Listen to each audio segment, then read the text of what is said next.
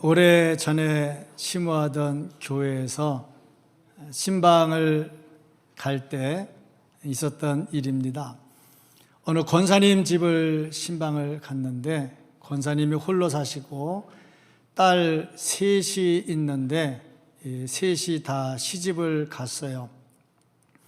시집을 가서 애를 낳는데 첫째가 딸들만 낳고 둘째가 딸들만 낳고 셋째가 딸들만 낳습니다. 제가 그 집에 신방을 가면서 그 젊은 나이에 이 집의 고민이 뭘까 하고 생각을 해 봤어요. 아마 제가 이렇게 말하면 우리 성도님들이 머리가 좋기 때문에 다 무슨 질문할지 다 예측을 할 겁니다. 그 질문을 제가 했어요. 그런데 예상외로 다른 답이 나왔어요. 제 생각은 글쎄 딸들만 너무 나가지고 아들이 없어서 좀 그렇습니다 하고 그런 말 할 줄 알았는데, 그렇죠, 여러분도 그렇게 생각했죠? 아니에요. 믿음이 짱입니다. 대단합니다. 저는 그렇게 생각을 했어요. 그때 그분 얘기가, 그때 애가 2달인가 3달밖에 안 됐어요. 근데 하는 얘기가 이 아이가 커가면서 폭행당하지 않고 살았으면 좋겠어요 하는 답을 했어요. 근데 예상 외의 답을 들었어요. 그러면서 생각하기를 참 사는 세상이 험난하다 하는 것을 들었습니다. 요즘에 우리 사회는 지존파라는 그런 단어를 다 잊어버렸습니다만은 예전에 폭력 말하면 지존파 얘기도 나왔고 그런 시대다 보니까 사람 사는 게 많이 근심, 걱정, 불안 이런 게 떨어지지 않지요. 지금 경제적으로도 많이 좋아졌다고 하는데 남북 간의 관계, 또 핵 문제, 미국과 북한의 관계, 우리와 일본의 관계, 또 지금은 총 들고 칼 들고 싸움하는 게 아니라 무역, 돈 갖고 싸움하니까 일본에서 한번 또 흔들면 우리나라 경제가 어떻게 될까, 이런 것들 때문에 두려워함, 또 미국이 한번 흔들면 우리나라가 어떻게 될까, 이런 근심, 걱정 이런 게 떠나지 않습니다. 이것은 지금만의 문제가 아니고 100년, 1000년, 2000년, 3000년 전에도 똑같이 있고 없어지지 않는 문제입니다. 사람 사는 세상에는 걱정과 근심이 많아요. 지난 한 주간 동안에 키르기스탄에 다녀왔습니다. 가는데 하루, 오는데 하루, 꼬박 이틀을 가고 오고 하고, 또 3일 동안 말씀을 강론하고, 또 하루는 그 지역 선교지 탐방을 하면서 시간을 잘 지내고 왔습니다.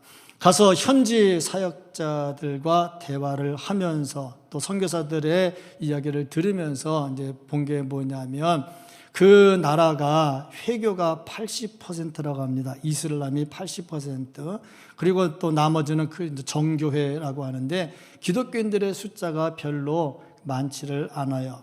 근데 마을에서 복음을 전해서 교회를 만든다 하는 것은 이슬람으로부터 떨어져 나온다는 거거든요. 이슬람으로부터 떨어져 나오면 이슬람 쪽에서는 이제 너희는 우리의 형제가 아니다 하고 끊어버리는 거죠. 그러면 우리 입장에서 그래, 형제 아니면 말지 그러고 살면 되는데, 그들의 고민이 하나 있더라고요. 그게 뭐냐면, 세상을 떠나면 장례를 치러야 되는데 우리나라 같이 화장 그런 게 없어요. 그냥 다 매장이에요. 매장하려면 땅이 있어야 되잖아요. 그런데 매장을 해야 되는데 이슬람은 자기들 나름대로 이 공동묘지가 있어요. 그 공동묘지에 묻는데 너희는 우리의 형제가 아니니까 여기 못 들어온다 그러는 거죠. 묻을 데가 없는 거예요. 이런 문제가 또 생기더라고요. 그리고 과격한 사람들이 또 교회를 공격을 하는 거예요. 그리고 법적으로도 보장받는다 하지만 조금이라도 이렇게 유리한 게 아니라 불리하게 판결이 돼가지고 또 현지 지도자 가운데 감옥에 있는 사람도 있다 하는 말을 이렇게 들었어요. 보니까 참 쉽지 않다. 그런 사람들에게 복음을 전해서 예수 믿도록 하고 그들의 입에서 주는 그리스도시요 살아계신 하나님의 아들입니다 하는 이런 고백을 하게 한다는 것이 쉬운 것이 아니다 하는 것을 다시 한번 확인하고 있습니다. 그러다 보니까 믿는 것 자체도 쉬운 일이 아니고, 이래저래 세상에 근심이 많은데 예수 믿으면 또 하나의 근심이 또 생기게 되더라 하는 거죠. 이걸 보면서 사람 사는 세상에는 근심이 떠나지 않더라 하는 겁니다. 그러면 예수님과 함께 있던 제자들은 어땠을까?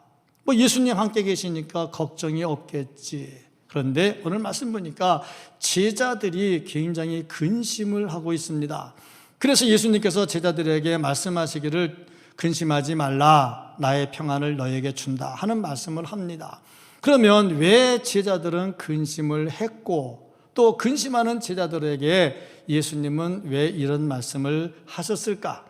또 이 세상에 근심과 걱정이 많은데 어떻게 하면 우리가 이 근심과 걱정으로부터 벗어나고 또 하나님께서 주시는 기쁨이 넘치게 살 수 있을까? 오늘 말씀 속에서 내가 가진 걱정, 근심이 무엇인지를 한번 찾아보시고 그 문제가 해결되는 은혜가 있기를 주님의 이름으로 축복합니다.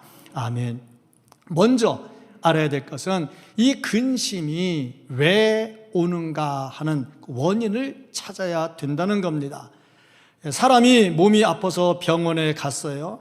병원에 가서 보니 당신은 요거 때문에 아픈 겁니다 하고 병의 원인을 찾아내면 치료가 금방 됩니다. 못하는 것도 있긴 하지만 원인을 알면 치료가 돼요. 그런데 아프기는 아픈데 도대체 원인을 못 찾겠어요. 그때 이제 의사들이 잘하는 말, 신경성입니다 하고 말하는데 이게 신경성이 이게 원인이 어떻게 찾아내냐고, 못 찾아낸다고. 근데 원인을 못 찾아내면 고치는 게 잘 안 되는 거예요. 뭐든지 원인을 찾아내야 돼. 우리가 근심하고 걱정한다면 근심하고 걱정하는 원인이 뭐냐, 왜 근심하고 왜 걱정하느냐 하는 원인을 찾아내야 된다는 거죠. 물론 이 근심에는 두 가지가 있어요. 첫째는 믿음으로 인한 근심입니다. 믿음이 너무 좋아. 그럼 믿음으로 살려고 하는데 내가 믿음이 부족해. 이렇게 하면 안 되는데 하면서 생기는 근심이 있어요. 이런 근심은 우리에게 소망을 주고 또 더 나은 천국 소망을 더해 주지요. 이런 근심이 마태복음 10장 26절부터 28절에 나옵니다. 이런 근심은 얼마든지 해도 상관이 없는 근심이죠.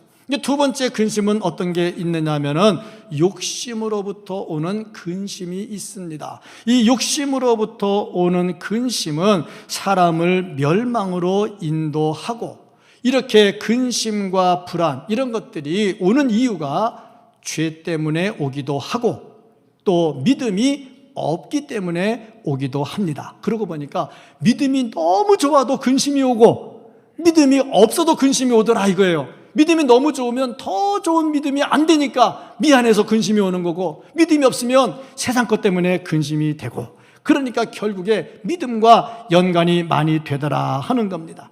오늘 이 말씀을 보면 예수님의 제자들이 근심을 했어요.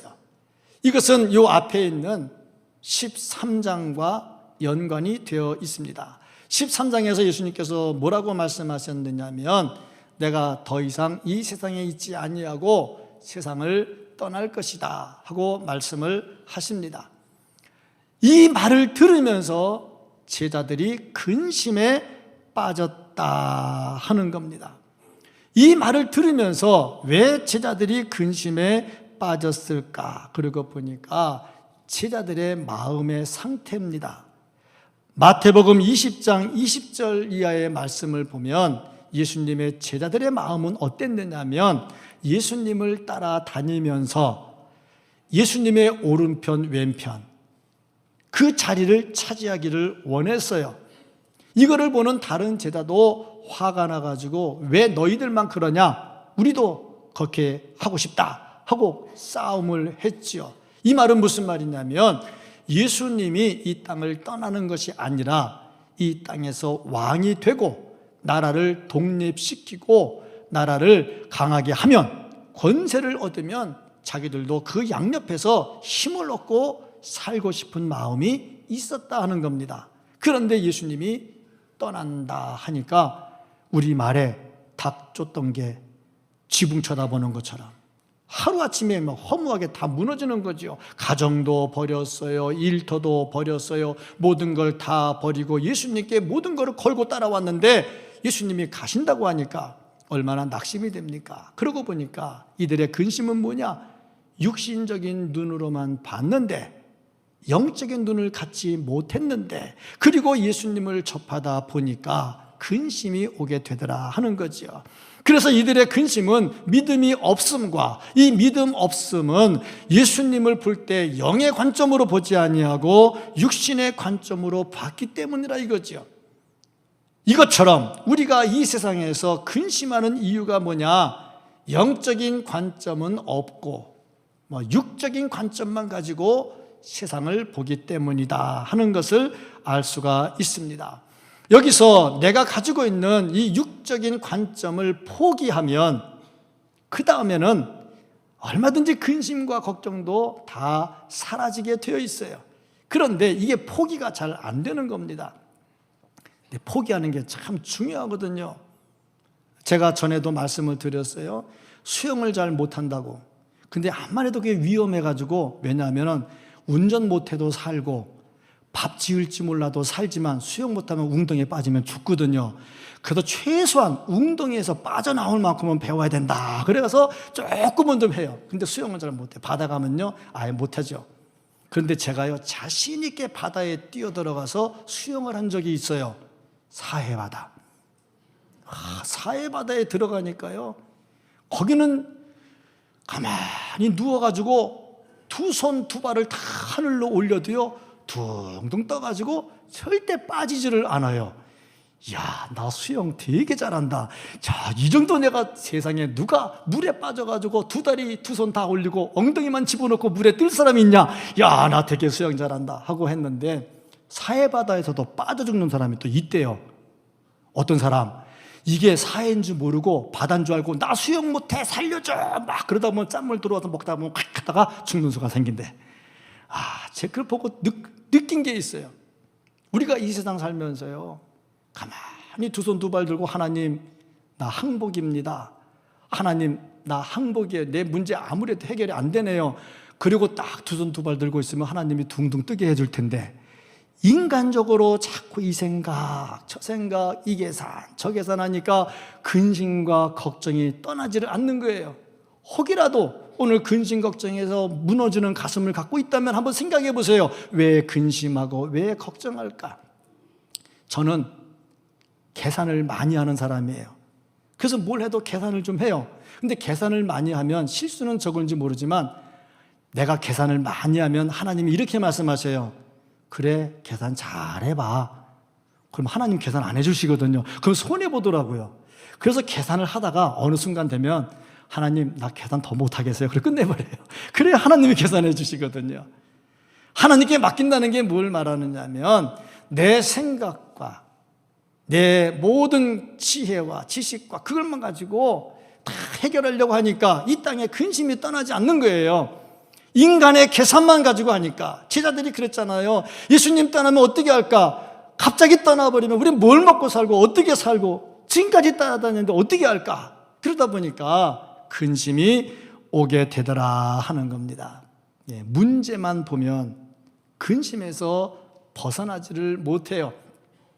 워치만 리 선교사가 중국에서 선교를 할 때 있었던 일입니다. 선교가 힘들어요. 편한 게 어디 있고 좋은 게 어디 있겠어요. 일단 가면 기후부터 환경부터 여러 가지가 다 힘듭니다. 그래서 가서 놀아도 가는 자체가 선교라고 생각을 해요. 왜냐하면 그 어려운 데서 이겨나가는 자체가 선교라고 생각을 하는데, 제가 한번 인도네시아를 갔었는데요, 공항에서 내리는데 머리가 아파서 못 들어가겠어요. 그 자스민 향이 얼마나 독한지. 근데 갔는데요, 자스민 향 때문에 골치 아파 죽겠는데 환영한다고 자스민 꽃다발을 목에다 걸어주는데요, 미치겠대 정말.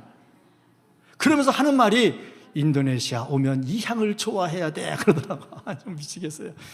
그런 자체가 선교라고 생각을 해요. 어쨌든 간에 워치만 리 선교사가 선교를 하는데 많이 힘들었어요. 너무 지쳤어요. 몸에 병도 생겼어요. 선교하다 보면 풍토병에 걸리기도 합니다. 그래서 하나님께 기도했어요. 기도하다 잠이 들었어요. 잠이 들었는데 잠자다가 꿈을 꿨어요. 꿈속에서 또 기도했어요. 참 이거 보면요, 기도하는 사람은 잠을 자도 꿈을 꿔도 기도를 하고, 그러고 보니까 이상한 꿈 꾸는 사람은 이상한 생각을 많이 한 사람이에요. 그래서 꿈 꾸다가 잘못된 꿈 꾸면 회개해야 돼요. 하나님, 내가 잘못했어요. 그리고 자, 그런데 어쨌든 간에 워치만리 선교사가 기도를 하는데, 이게 무슨 기도를 했냐면, 기도를 한 중에 하나님 이제 무슨 환상을 하나 본 거예요. 계곡에 배를 타고 이게 물을 따라 쭉 내려가요. 계곡에서 조그만 배를 타고 물 따라 내려가면 산을 보는 맛이 또 괜찮거든요. 여행 중에 크루즈 여행을 좋아하는 이유가 바다에서 육지를 보는 맛이 제법 괜찮거든요. 그래서 크루즈 여행도 합니다만은, 워치만리가 그 배를 타고 계곡을 쭉 내려가는데 너무너무 좋은 거야. 야, 좋다. 야, 좋다. 내려가는데 가다가 갑자기 바위가 큰 게 하나가 나타난 거예요. 그래서 배가 못 가는 거죠. 그래서 꿈속에서 거기서 또 기도를 했어요. 하나님, 이 바위를 치워 주시옵소서. 근데 바위가 안 치워지는 거예요. 치워 주시옵소서.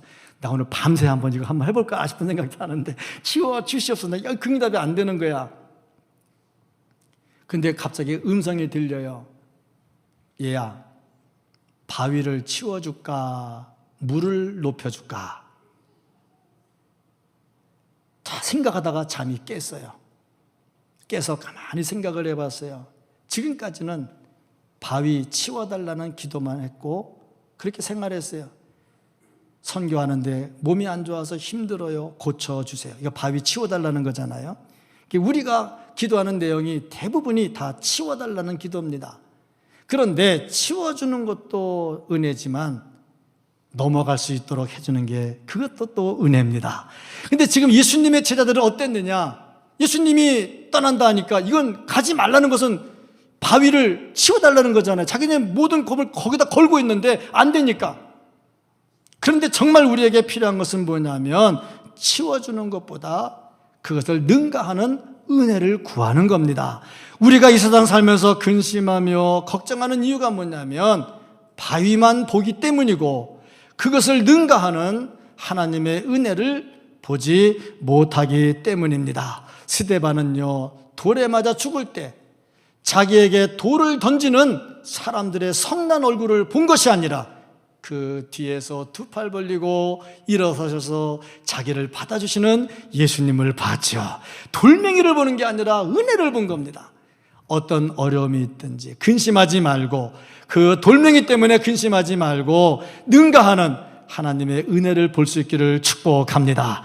자, 그러면 왜 우리가 근심하지 말아야 될까? 근심하지 말아야 될 이유가 뭘까?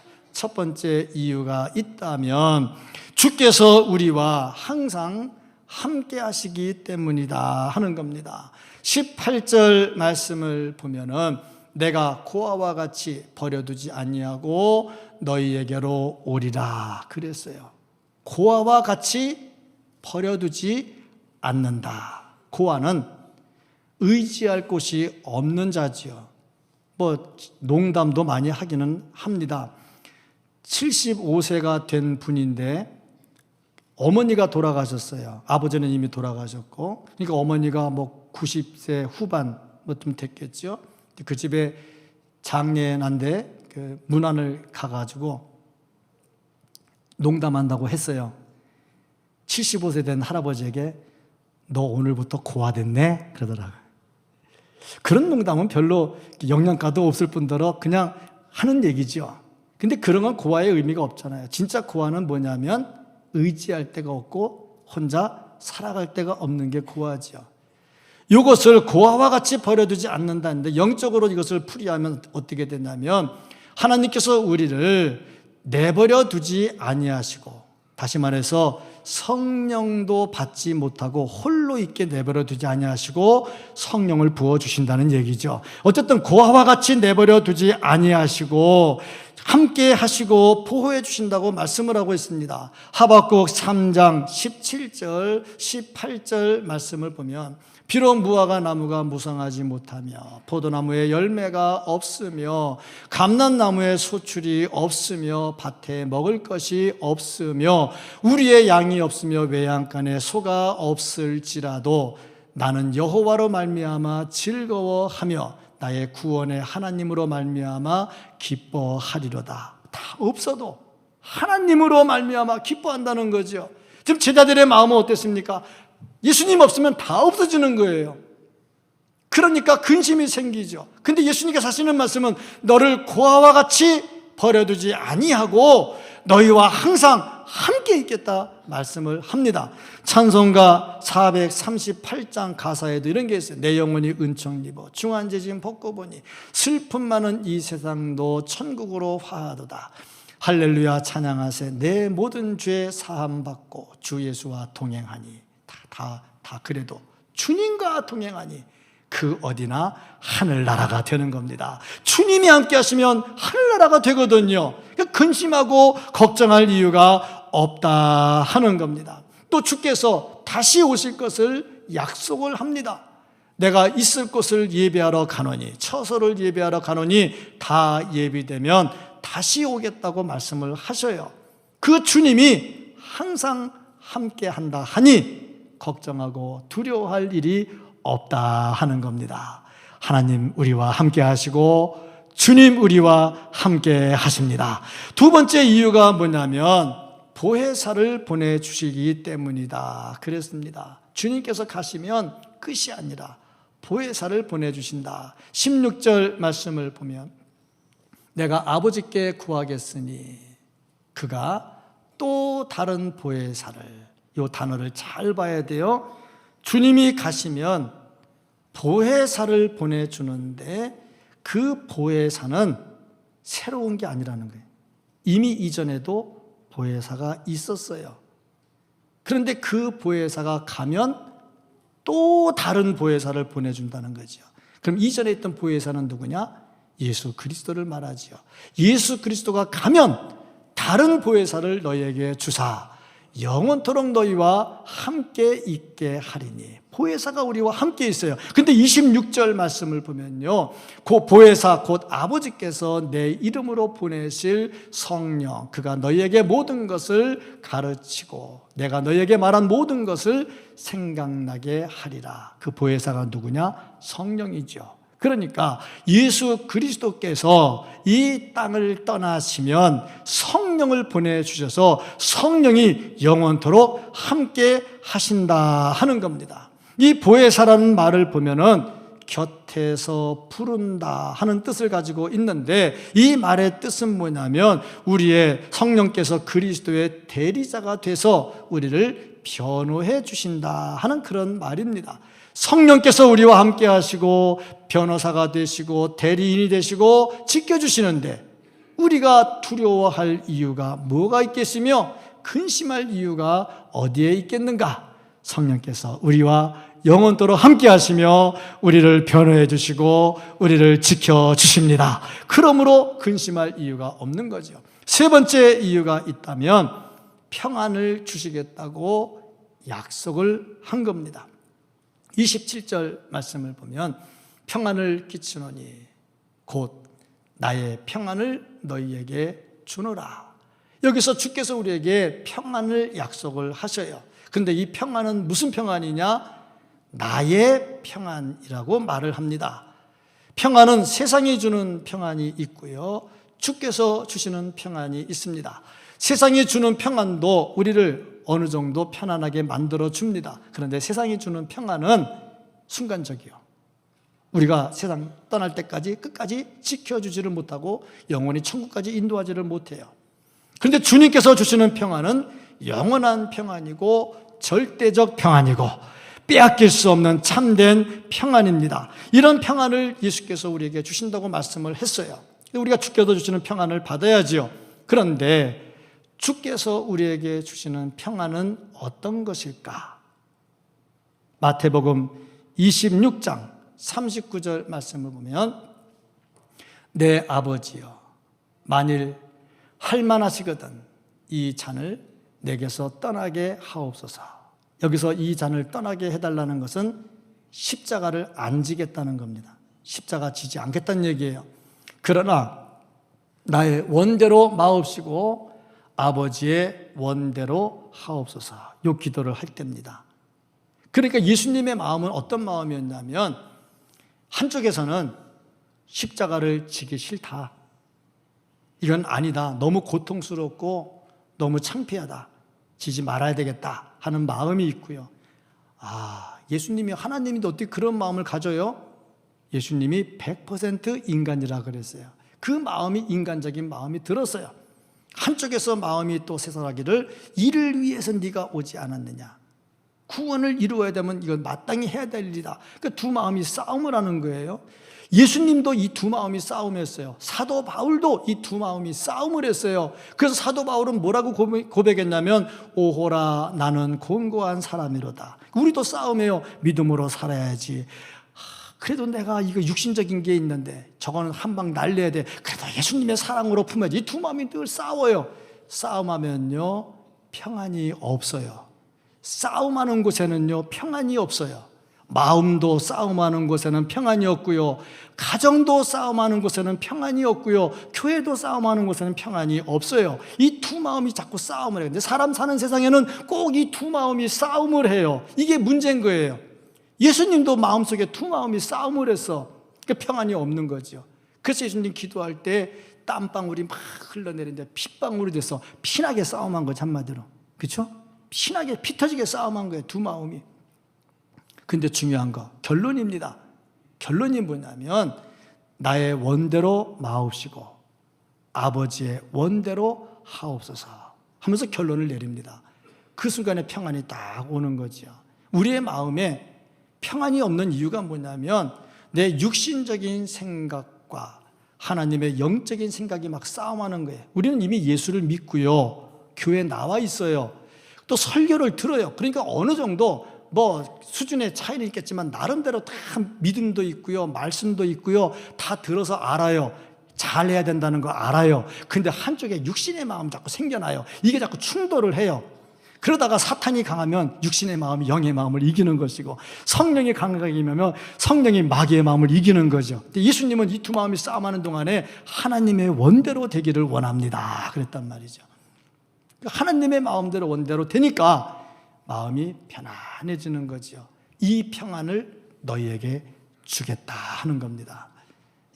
우리도 싸움을 해요. 마음속에 싸움을 해요. 해야 되냐 말아야 되냐, 말씀을 듣고 순종해야 되냐 아니어야 되냐, 막 갈등이 막 생기거든요. 이때 뭐가 이겨야 되느냐?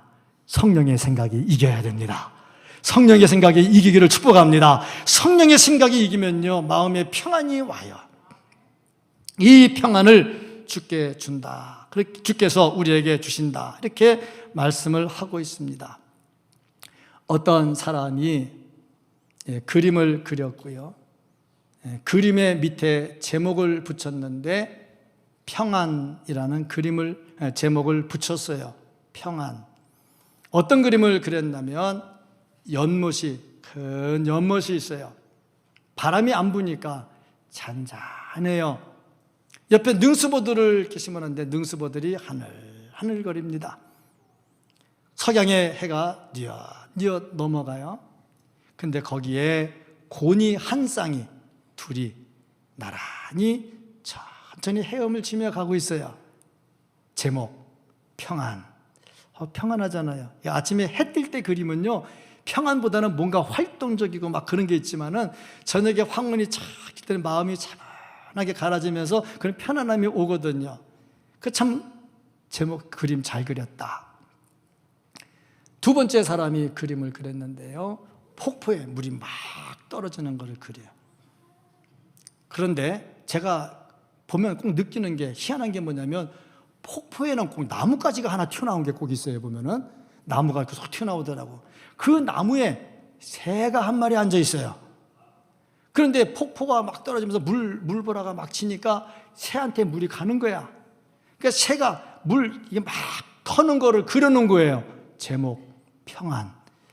이게 평안 되는 것 같아요. 이게 평안 아니지. 이거는 물보라 쳐가지고 털어야 되는데 평안이 아닌데 평안 그랬어요. 물어봤죠. 네, 사람들이 물어본 거예요. 옆에 거는 이해가 되는데 이거는 이해가 안 된다. 이게 왜 평안이냐?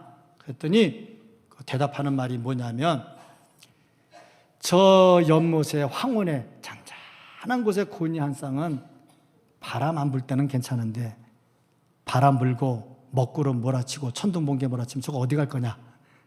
평안이 다 깨져버리지. 근데 이 폭포 옆에서 이 물보라 계속 맞고 있는 그 녀석은 비가 오나 바람이 부나 아무 상관없다는 거지, 뭐가 평안일까 하고 말을 하는 거예요. 듣고 보니까 일리가 있는 거예요.